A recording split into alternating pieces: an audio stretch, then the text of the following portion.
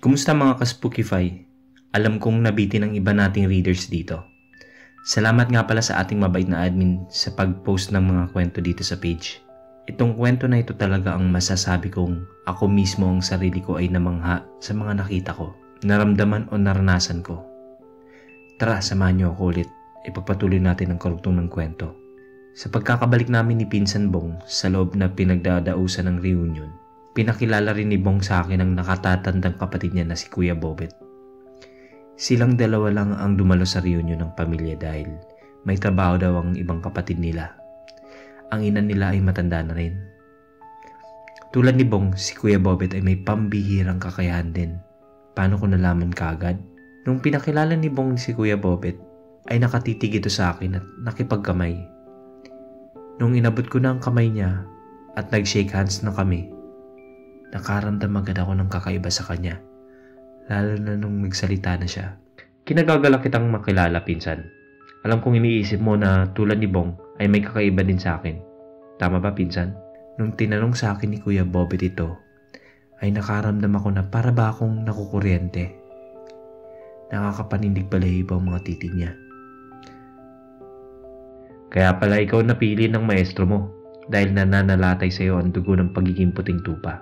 Teka, natatakot ka sa akin?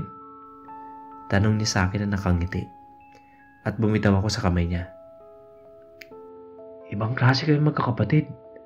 Nalalaman niyo ang isip ng taong kaharap niyo. Hindi ko nagagawa yan eh. Nakakaramdam lang ako, pero konting instinct lang naman. Tanging nasagot ko kay Kuya Bobet. Tama na yan. Paano? Shot tayo?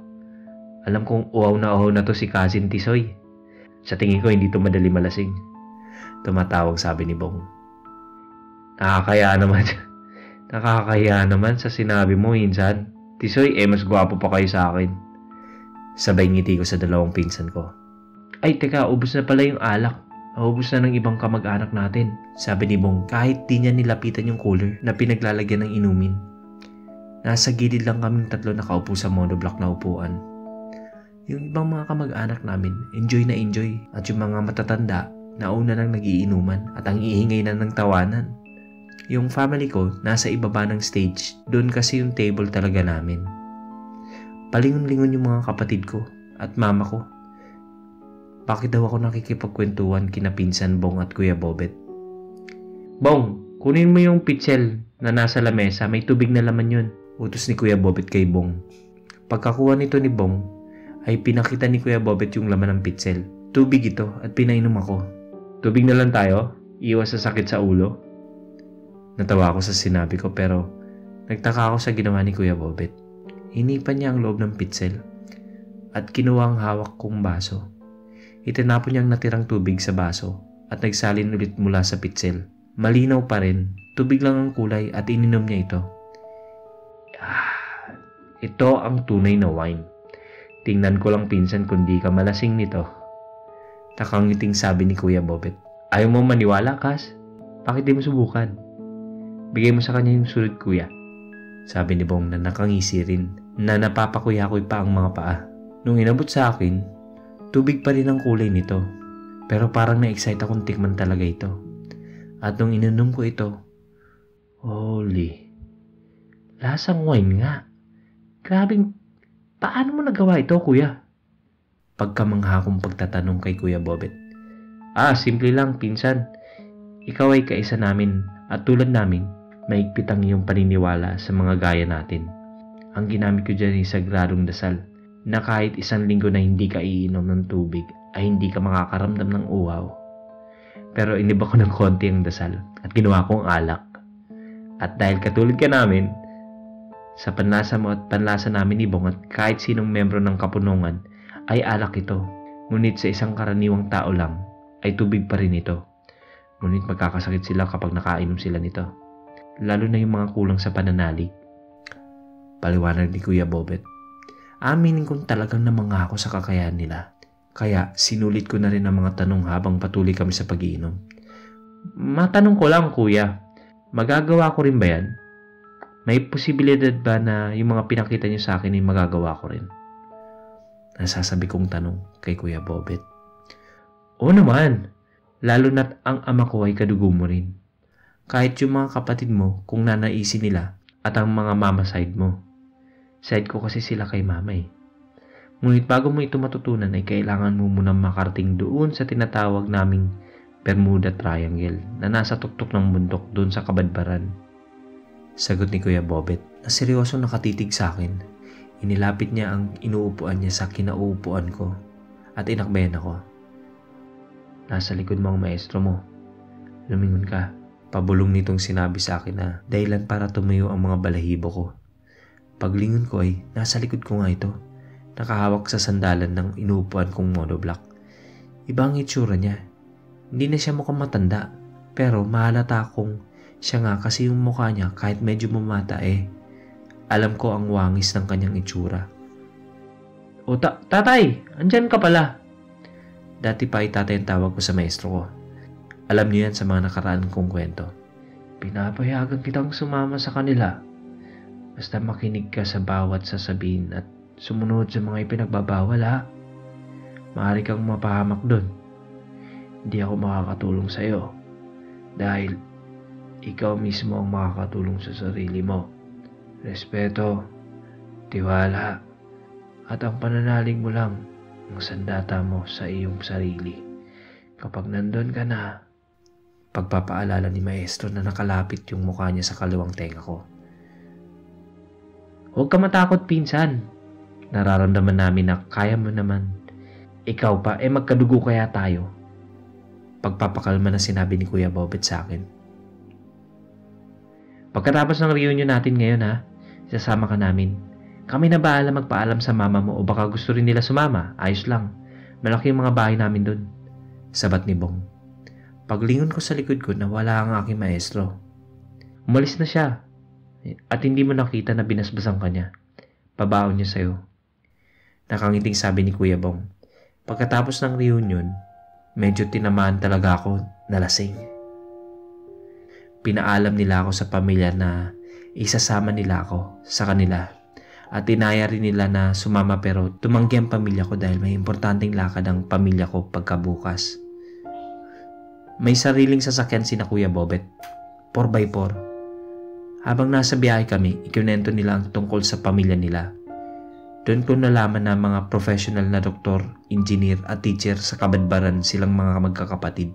At dahil may kalayuan din ang biyahe mula Davao hanggang Kabadbaran, nakatulog ako sa biyahe at napanaginipan ko si maestro.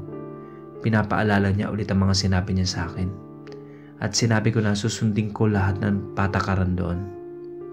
Hindi naman kasi ako si Buddy na pasaway. Kung anong bawal yun pa talagang susuwayin. Nagsimula kaming magbiyahe 3:00 ng hapon at nakarating kami mga 5 PM na yata. Ang bilis magpatakbo ni Kuya Bobet. Akala ko maubusan siya ng daan eh. Kahit tulog ako sa biyahe, alam kong mabilis talaga siya magpatakbo ng sasakyan. Gising nak! Andito na tayo, Kaz. Napanaginipan mong maestro mo, di ba? Sabi ni Bong. Grabe, pati ba naman panaginip ko alam din nila? Wala yata akong privacy nito. Ang hirap kaya magtago ng iniisip. Pagkababa namin sa sasakyan, nasa loob na kami ng malawak na compound. May 2 gwardiya sa gate pero hindi tulad ng security guard na naka-uniform tapos may ini-issue'ng baril. Nakaputi lang sila ng t-shirt at nakatuck-in. Lumilingon-lingon ako sa paligid at may malaking lumang bahay na agaw pansin. Dahil may mga hardin ng iba't ibang klase ng bulaklak at mga upuan na pwede tambayan. Sa gitna ng compound may tinatawag silang ground na may nakalagay na 2 flagpole. Ang isa nakasabit ay ang bandila ng Pilipinas. At ang isang flagpole naman ay ang bandila ng kapunungan nila. Hindi ko nasasabihin ng mga nakalarawan dito dahil gaya ng sinabi ko, respeto sa samahan. At sa gilid naman ng malaking gate, may tinatawag silang hall. Doon daw ginaganap pag nagkakaroon ng meeting ang samahan. Tapos doon naman sa kabilang gilid ng lumang malaking bahay, may grotto na si Mama Mary ang nakasakay sa isang barko na ang barko ay may design na ulo ng dragon sa may uluhan nito ng barko. May mga isda pa nga dun sa grotto na yun. At sabi ni Bong, pwede daw ako mag-wish. Magtapon lang ako ng isang coin.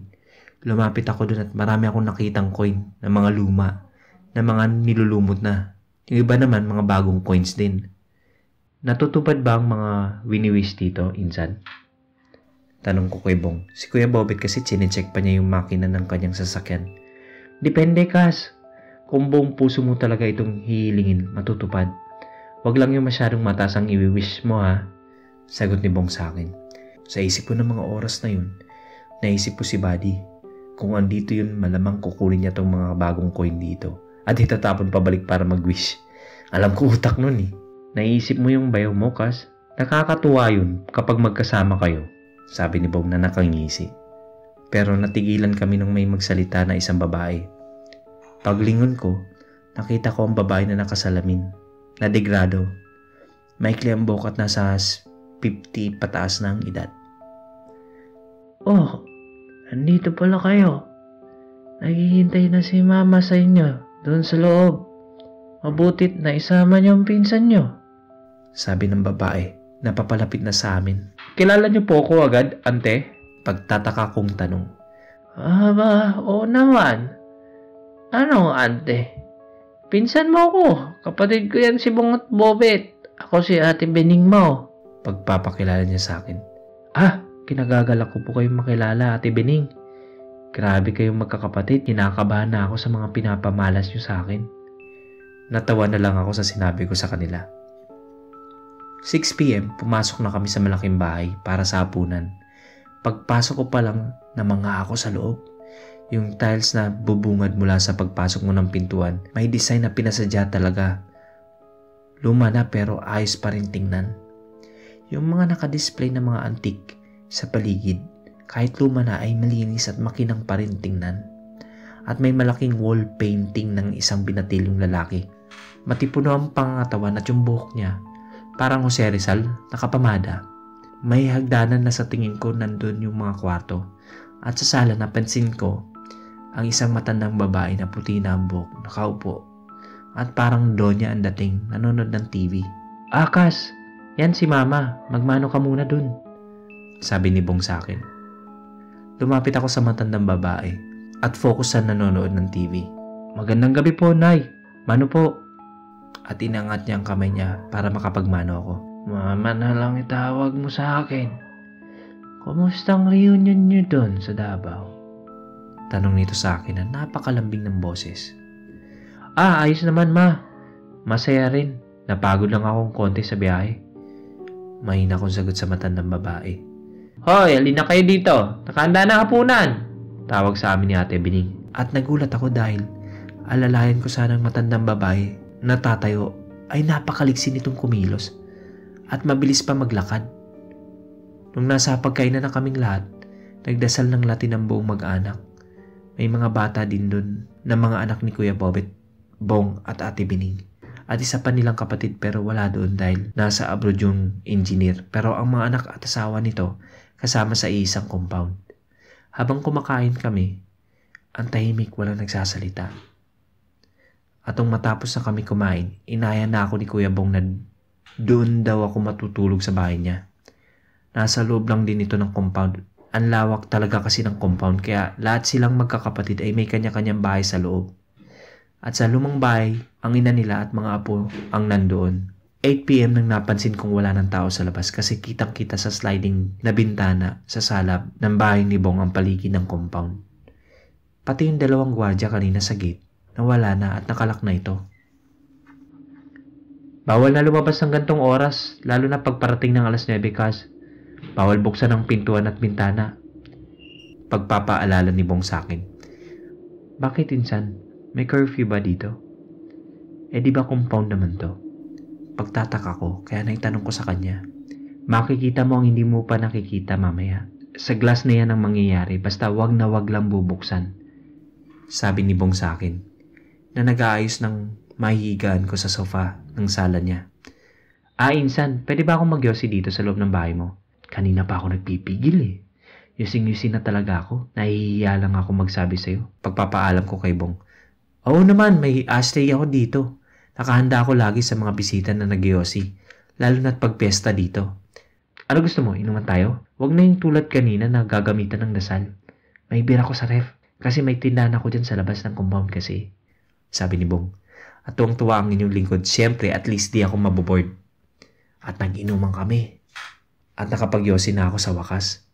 Nakaubos kami ni Bong ng 2 bote ng beer habang kwentuhan kami ng mga buhay normal namin. At saktong 9 PM, nang biglang napakaingay na ng labas. Mga asong umaalulong sa loob at labas ng compound. Mga alulong na nakakapangilabot pakinggan. At maririnig ko sa labas na tumatago sa glass na bintana ang sumisipol na hangin. Masdan mo maigi ang paligid ng compound, Cass. Wag na wag kang magpapanik sa makikita mo, ha. Normal na yan dito mula pa noon hanggang ngayon. Kalmado na sinabi ni Bong sa akin. Pero ako, inaantay ko ang matutungayan ko nung gabing yun. At sa kalagitnaan ng alulong ay napansin ko mula sa itaas ay may bumaba na mga usok na kulay puti. Lumapag ito sa lupa at kumalat sa paligid. Nasa lupa lang ito, hindi umaangat. Kumagapang ang mga usok. At kumakalat ito sa kung saan sa paligid ng buong compound. Ano yung mga usok na yan, Insan? Nakapagtataka, hindi sila usual na usok na paitaas.